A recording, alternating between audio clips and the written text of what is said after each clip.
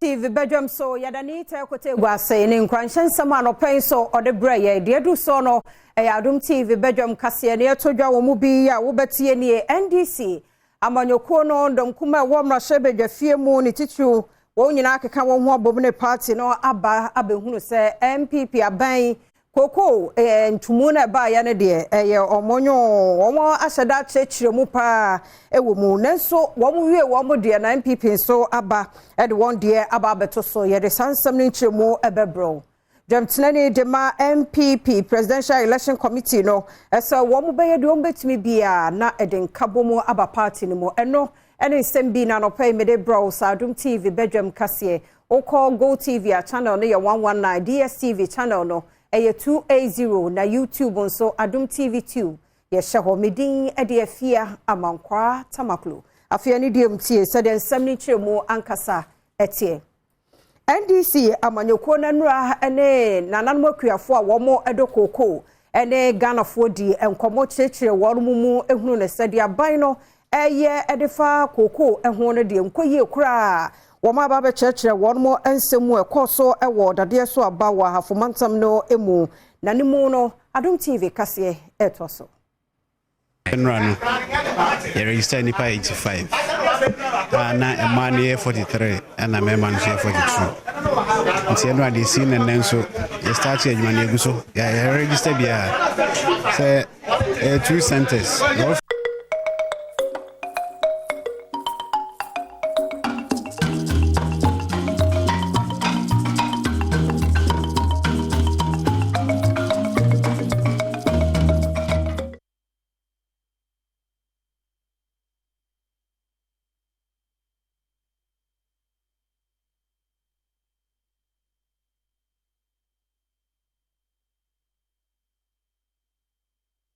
Edom kuma wo mrahye bedwafie ekyiremu a kamea yese koko bo fofora abai edeba ye no propaganda bi ene wode eye Ghana mampanyi na nadan kwakufu ado edebetu dwase sese koko bo watum beso hamu chichemu aduosia ya bag ba ku biya no akwakodru Ghana sidi apem ahasa ene enwotwe nanso Edom kuma no ene yakuafo bi wa hafomantem mu ekwatwetwe nkomo ene ranking member ya woda Food Agriculture and Cocoa Committee ano ewo mrahye bedwafie erikopoku Ede sobo no ba aban se aban entumi nka de wo mu ankasa enkyere kuafo no ene wo dada wo mu 2021-2022 Ghana aban ka so beti cocoa 800,000 tons Okoton cocoa no wa brochire no woso nya ton bia $2,515 $2,515 ana wo de ba Ghana yemfa dollar nto cocoa no ye de cedi na eto Enti obedu ha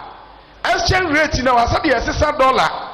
ye de cedi kwaje dollar no eno na wo de besesa ansa na wanya cedis na wo de atwa akuafo ebo no e de ama wo mo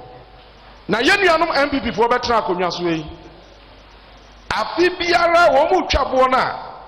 wo mu masika dodo na ekodi office na kakra bi aba akuafo no ho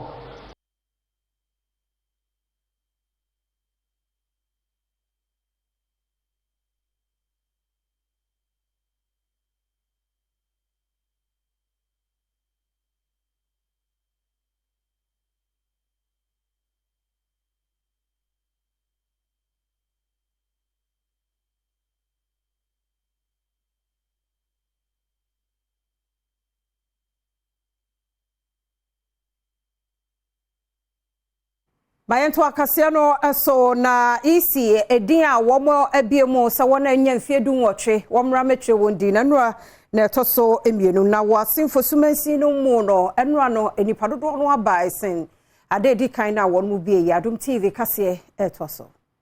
Enrano you register nipa 85 na emani 43 and a member 42 nti enra de sin and then so you start your money eguso ya register bia say 2 centers roughly ya hit be 50 kra nti eguso because a natural issue enra dem say so talk akra and along the line registration run so there was a network issue and a nationwide and later a resolve here and I paid the share challenges we are into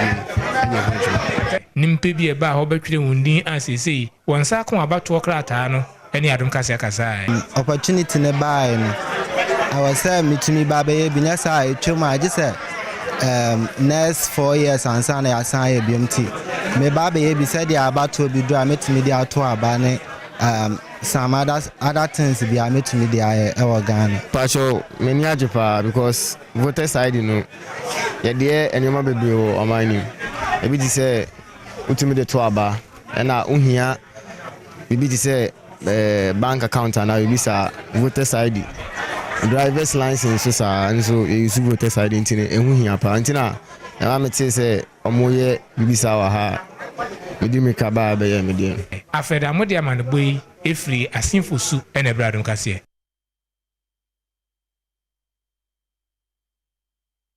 Jamtinani de Emma MPP Presidential Election Committee ye Professor Aaron Michael Kwe na wodi atodwa sa committee no woni so ade hunu ne se dwumadie no bekwa wieye bia no ede enkabomo ebeba party no mo na woni so ade hunu wo 2024 no wodi hu Adom TV etwasui.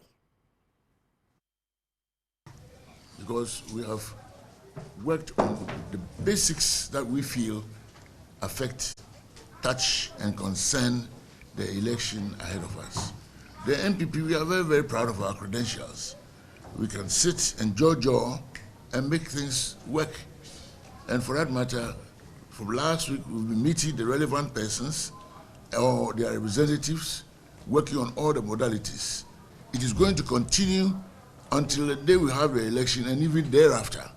We have resolved a number of issues and requests made by the aspirants. Can you imagine the new general the Mamma Francis Adeni Monso editor just and no credit that and some uncophobia so no ever be from Efrakensi and Wachra Umupa and the near Bresse will be to me a dinkunim on November was made a toss 9 about to him. Bibia no it is a send me by meeting and they are better ha Yababe tintim krata e besho so a de beto abano. Ewie ya balloting. Enu nti ebia speculation obi wo baabi e na wo kanasem. Enu wo kanasem a say ne de miame wa hanomo. Nti ebia obi adwen na ode eka. Aha. Campaign de obi a ne strategy a ode eye ne campaign. Yebe wie ni nyina no e wo say MPP amanyoko no e na edi nkunim.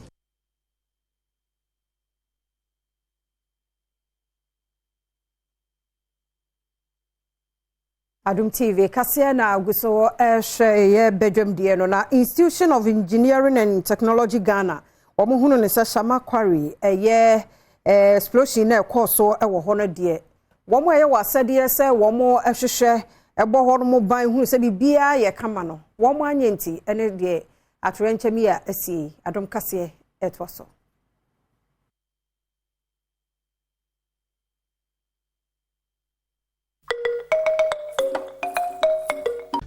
Yeti no idea ha yadwe sebio nipa every nkwa na idea ha dwen enti yabusan for yemo mu nyina yakọ ne edikan na biomu no emse minister no animu ya omukọ ho no omo de ensemi betu edwa na ensem no betu edwa no mimi de entasumu ni senti America sa enese almost say almost initiative process on the budget permit for the past 2 years. Na mi busawo iti adwuma na no moye no na nya district bi mu na moye adwuma na na nya region bi mu na moye adwuma na nya oma kru bi anase ohini bi na sase so na moye adwuma na enti se ni pe nyina obi ampa mu anhwe so mo permit na so mo ni permit ti ano de medwen ho amenti ase ene na hadwen wo omamu se fa so edi ejuma so bi eye ejuma in mienu or starting processing a permit now for the past 2 years when me processing permit no anyway impediments be na na ho ntia when me anya permit no anyway and as na mu hia bibi na no fa ma then and ho amutimi ansini kwan ma na nya adwuma no na mo hwe hama atorenche enti say atoyen ama ya hwe ya de hye ne amanfo fro ade hye ti meji tuma enye yi em say minister no ne chief executives no any Kronura, Gramo won Sembi Bresenka, Omuyi Ano.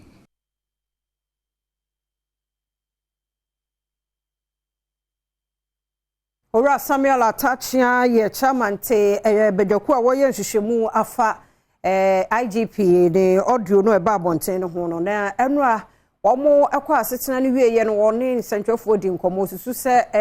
ene no audio no omo wo no ne de wo monten bie no ase yayiyi ye hwehwe asi no ne ade mu nkyeremu Adom TV kase edeba. If you care to know, there was the first audio that went viral, which was the basis of what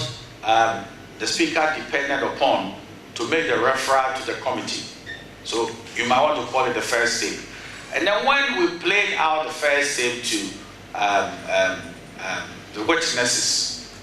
they said that the tape is incomplete. It's been truncated. It's been edited. If you remember, we're asking them which ones do you validate and which one do you reject. And they said their voices are valid here, but the rest of them, they disagree. And then we got a second tape, which is supposed to be the full complement of the conversation that Chief Bugri Nabu, Superintendent Asari, and COP Mensa had at Chief Bugri Nabu's office in Usu. So that's the second tape.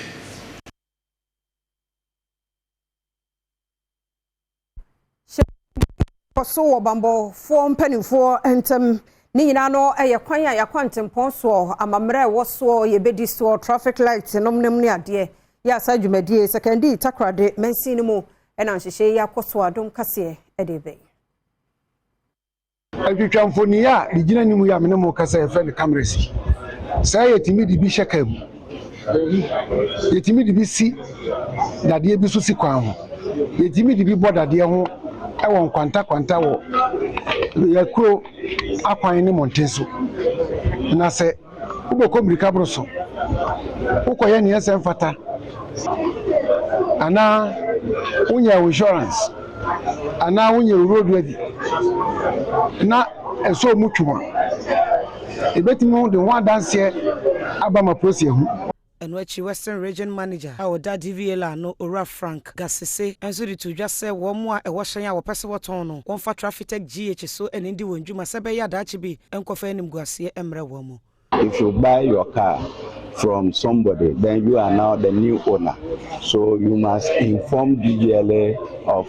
the arrangement to change ownership from the previous owner to you, the new owner. And this should be done within 14 days. So we advise that all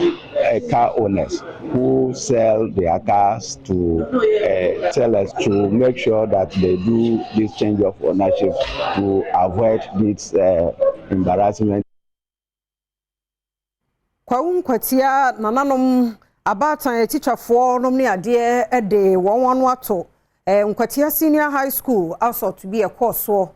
na nananom ne mpadifo wo kro no mu susu se eyentro ase wo mo ekama ne broso dodo se de wo maduadua mu akohunu ne de wo mate ede de ba monten na onye sa na tie wonkyere mu Adom kase ede ba. Yes sir. I said Master Derek etutu ne bros enya no kwai akola ne so aba ne mo de nsa benkum adwura no se mo nya ne ntia me sa akola ne wo fa no a wo kaso ye soja ne no soja fo ba be fa na ko e so on fa na ID card mra ene ma nyina di adanse se onye soja ni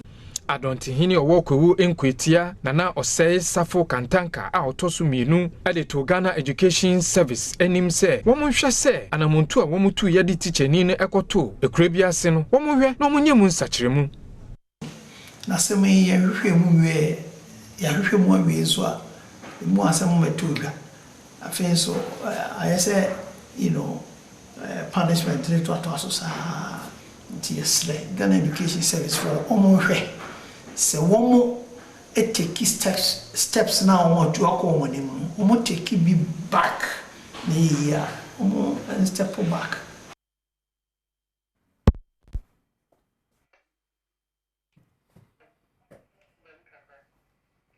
Mayento akasia no so senior advisor Dema Mampani ya osafomafo nene wode ato administrator na sempenufufo ayeyi wo mo civil service of Ghana edim so omunya dwumaden ye betumi aboa abo ye japade ho ban so man Adom kase etwaso. The Ghana civil service has a reputation not only in Africa but in the world for competence. And if we were looking for a competent civil servant in the Commonwealth, they will always say that go to Ghana and get them. So we have the reputation, and please, let's give all the support which Dr. Agredaku will require to deliver the service. Kani penny ano da civil service adwumaku no ano a oja no kwan na na kwesi adwukum dwamna so di tudwa se fapem kese a wato se ne be ya civil service adwuma no begina ne na so no modern yi pa wo hwe ne mu kwan se wonum nso a woba be fa abanwa ne sesei e be hwe so beto adwuma so a waye no so se ne be ya adwumaku no bekoso afa no ntuma pefra unse professionalism enye magic eye niam odisusu ho na sa systems niam odise eno na be mankofo aye dia esiso wo ye. I'm going to see the fans is on this what one in head of success or ban or twice their professionalism.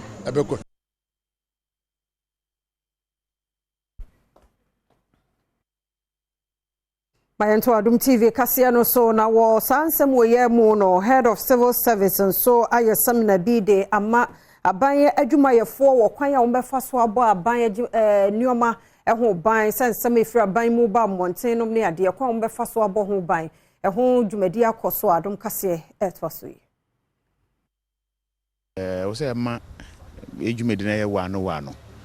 mra abu ya bedi ansan bia bibia ohwehwe ne nsa aka no se ye ntiatia eba ne sa na has a multiplier effect ema oman no tumi koso amanfo ho hare o ma na o manage a ena mo so productivity ni na tumi koso once I adopt modern technology abefo kwan a yede ye ne ama no so no na chese we are also vulnerable exposed to all manner of things attackers in the protect ye ho especially government data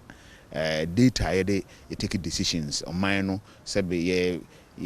pese ye de niam pegu akwan mu na as education woman swemu say apomodin mu all manner of things ni na no ye pese ye fa abefo kwan na NWH Director General of the National Information Technology Agency ano Richard Ochifosu echemu a aban edisika asha abefo dwumedi mu pa ebeboa omayi COVID started you know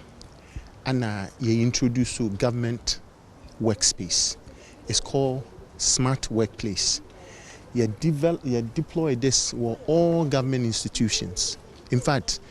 obintimi mbeka government institution be meka say mentimi anye bi because mu Jimmy scans ne abaso. Aban decide say ye be biemu ama obia.